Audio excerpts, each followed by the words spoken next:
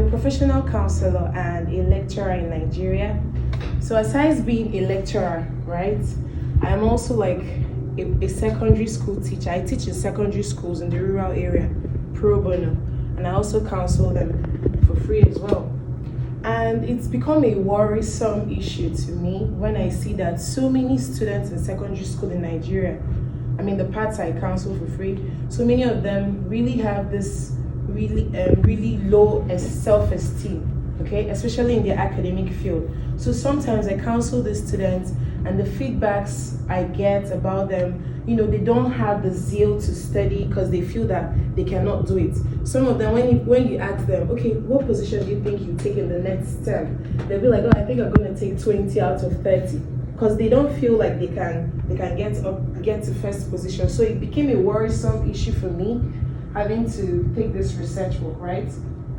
So first of all, we'll be talking about what self-esteem is. So self-esteem is a term that reflects a person's overall evaluation or view of yourself or your worth. Okay? So there's something I always tell my students. People don't see you higher than you see yourself. So if you see yourself as being worth more, when people get to mingle with you, they'll treat you as someone that's worth more. But if you see yourself as someone that is, oh, I'm really less, I cannot do it more than this, do you get it? People will see you as being less, okay? And that will keep trickling and putting down your self-esteem. Are we together now? Yes. So, as a counselor, we realize that there are various counseling strategies we can use to help these students enhance their self-esteem. Okay, so quick one. My Gandhi believes that your beliefs become your thoughts. So anything you believe in becomes your everyday thoughts. And then your thoughts become your words. Your words become your actions. Your actions become your habits. Your habits become your values, and your values become your destiny. So this all has to do with the first one. It has to do with beliefs. Beliefs can also mean maybe your perception of things. So if you believe that things can be better, it helps to bring out like the kind of destiny you have. Okay, good. So for the counseling strategies, for this research work, we worked on 3 counseling strategies that we think would help enhance the secondary school students' self-esteem. The first one is cognitive restructuring. The second is group counseling. And the third is Robinson's SQ3R method. So as the cognitive restructuring states, when you hear cognitive restructuring, the first thing that comes to your mind is cognition, right?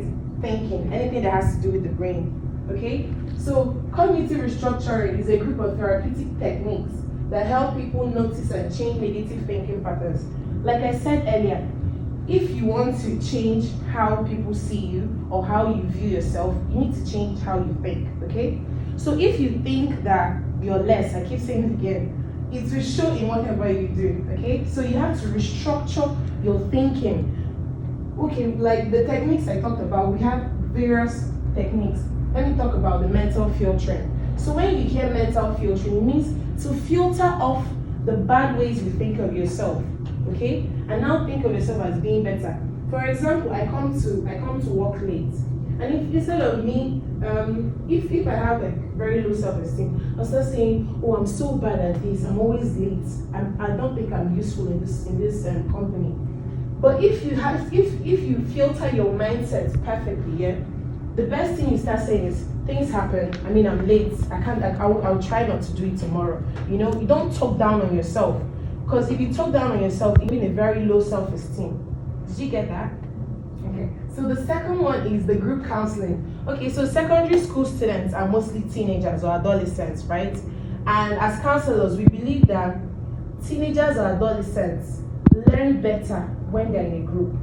Okay, so if you use group counseling to manage these secondary school students, they're going to listen to you better and learn. Because imagine me being in a group counseling and I see my fellow friend, and I see my fellow classmate, my friends, being in that same group, which of course we share the same problem. I'll feel better and want to wriggle out of my problems. Are we together? I'm so sorry, I'm talking like I'm in the class.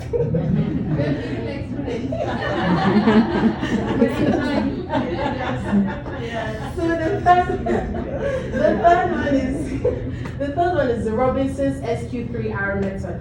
Okay, so for Robinson, he believes that students or school pupils, whichever one, that they can use this method to try to improve their self-esteem as regards their academics.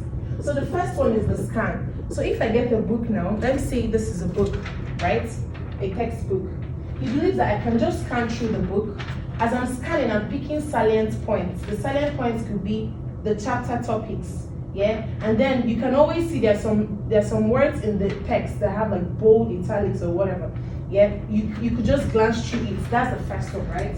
The second one is the question. So he believes that if you want to improve your academics, if you want to improve your self-esteem as regards your academics, first get the book and get the paper and a pen you just read.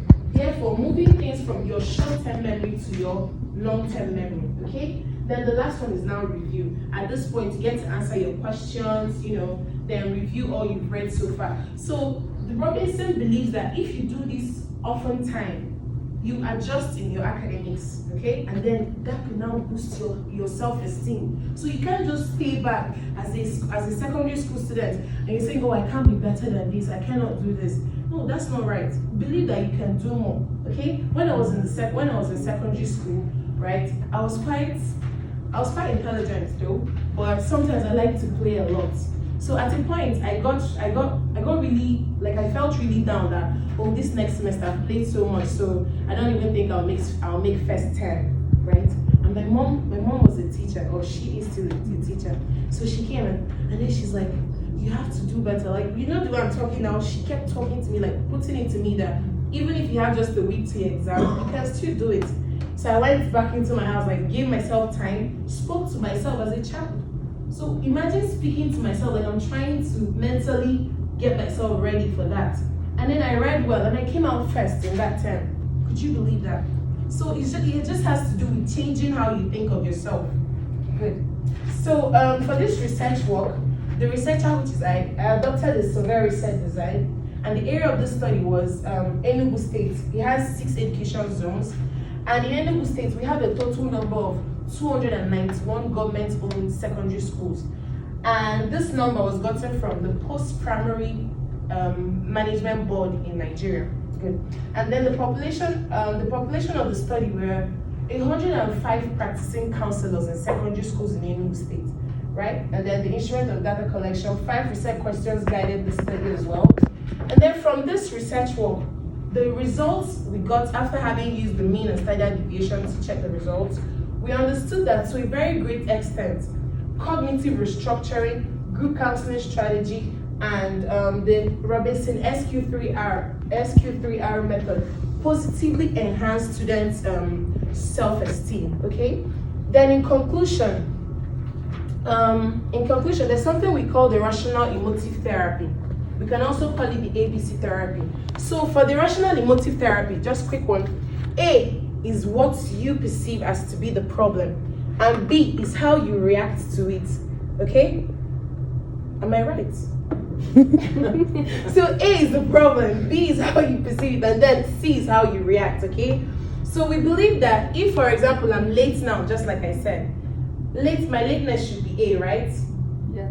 Okay, so B is how I feel about it, and then how I react about it should be C. Therefore, we're saying that you shouldn't make A the problem.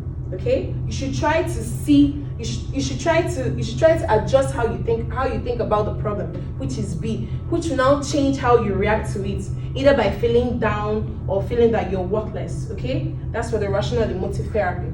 And then for the cognitive restructuring, it's perceived by counselors as a strategy for enhancing self-esteem, same as group counseling and the Robinson SQ3R. So I think that will be all for me.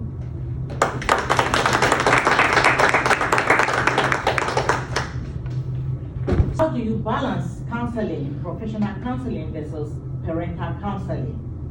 Okay, you mean for myself or for you people?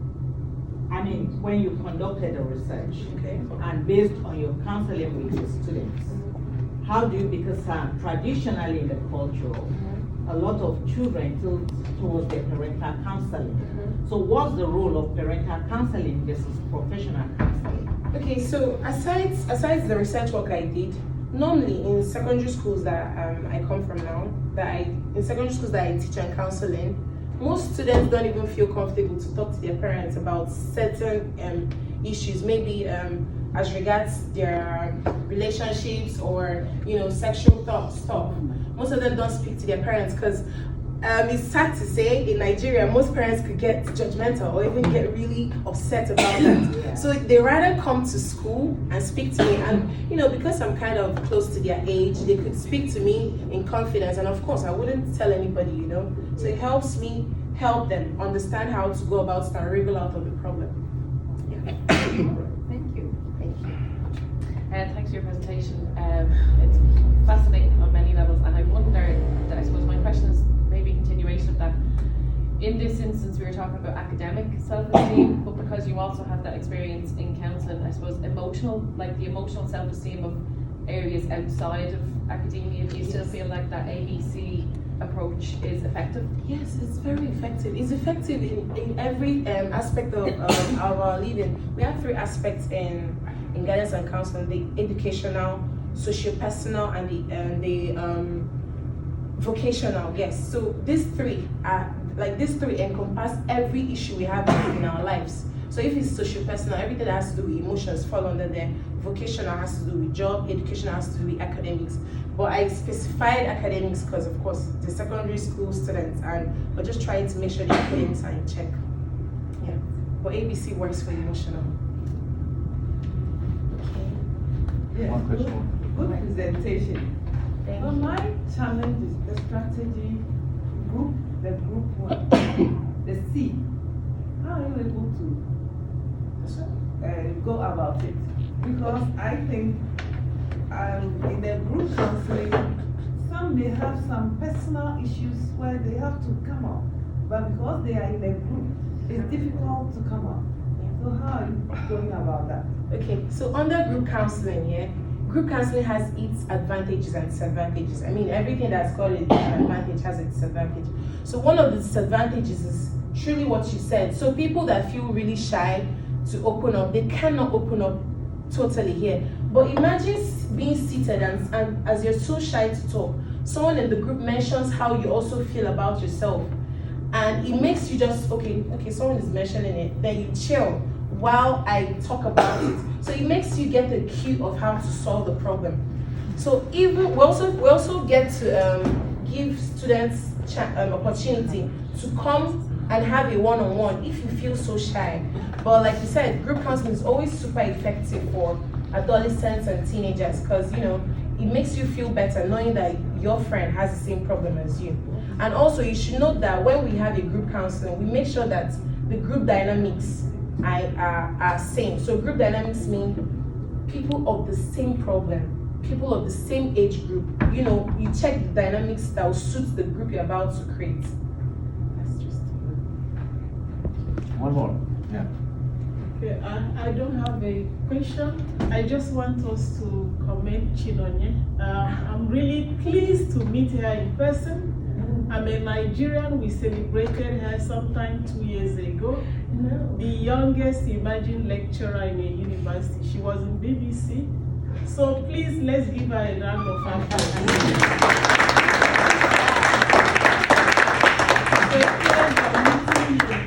I watched you, I watched everything. No, She's a lecturer in one of the university I attended.